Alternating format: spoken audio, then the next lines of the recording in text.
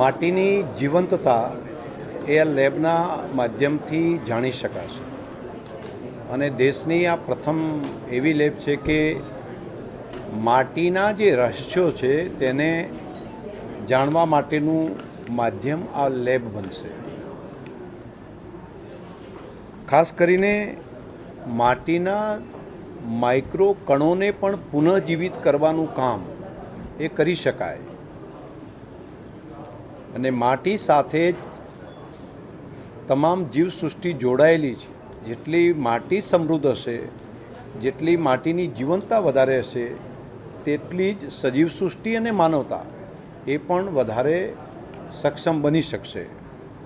Isha foundation અને સદગુરુએ સેવ soil અભિયાન અંતર્ગત દુનિયાને જે મેસેજ આપ્યો છે અને અહીંયા આગળ બનાસની ધરતી ઉપર ઈશા ફાઉન્ડેશનની પૂરી ટીમ અને બનાસ ડેરીની ટીમ એ બંને સાથે મળીને આ કામને કરી રહ્યા છીએ.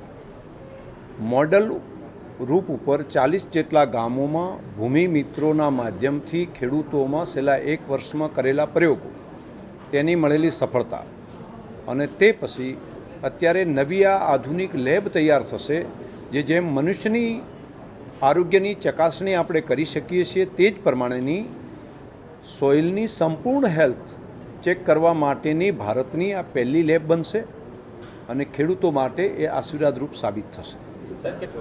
બંને કામ થશે. અહીંયા લગભગ જો ગીર્દી બહુ ન હોય, લાઈન બહુ લાંબી ન હોય અને ઇન ટાઈમમાં કરીએ તો અમે 48 કલાકની અંદર એનું સેમ્પલ તૈયાર કરીને આપી શકાય છે.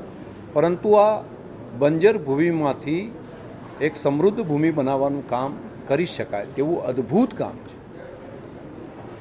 સાથે સાથે બહારથી એને દવા લાવીને નાખો તેના બદલે જૈવિક પદાર્થો ખેતરની અંદર જ, ગામની અંદર જ, ધરતીની અંદર જ જે મળે છે તેના માધ્યમથી કઈ રીતે કરી શકાય તેની સૌથી મોટી પ્રાયોરિટી રહેશે. જે રીતે માણસને ફૂડ સપ્લિમેન્ટરીની જરૂર હોય છે એવું આપણે કહીએ છીએ તો એના પોષક તત્વો ઘટ્યા એના કારણે તો પહેલી જરૂર છે ધરતીને. તો ધરતીનો ખોરાક એ ઝાડના પાંદડા અને પ્રાણીઓના છાણ છે, મળ છે. આ બંનેના સમન્વયના આધાર ઉપર એના બેક્ટેરિયા, એની ફંગસ, એ પછી માઇક્રો સૂક્ષ્મ જીવાણુઓ અને એના આધાર ઉપર આખી ધરતી જીવંત થાય છે.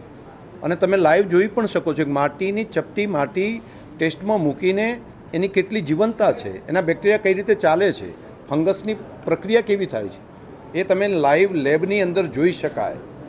માટી ખરેખર જીવે છે. આપણે અત્યારે સુધી કહેતા હતા કે વનસ્પતિ જીવે છે, પરંતુ માટી પણ જીવે છે. માટીની પણ જીવંતતા છે, એ પણ પ્રત્યક્ષ રીતે લેબમાં જોઈ શકાય.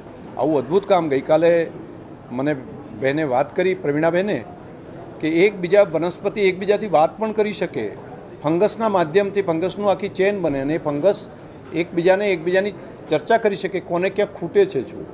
અને જે એને જુએ છે ટેક એન્ડ ગીવ કરે છે. વનસ્પતિ ઉપરથી સૂર્યપ્રકાશમાંથી લીધેલી વસ્તુ નીચે આપે છે અને નીચેથી તૈયાર થયેલી વસ્તુ એના ફંગસ, બેક્ટેરિયા એ વનસ્પતિને આપે છે. આવું એક જીવંત વિજ્ઞાન, એની ચકાસણી થઈ શકે, એની માહિતી લોકો સુધી પહોંચી શકે. આ એક અદ્ભુત છે.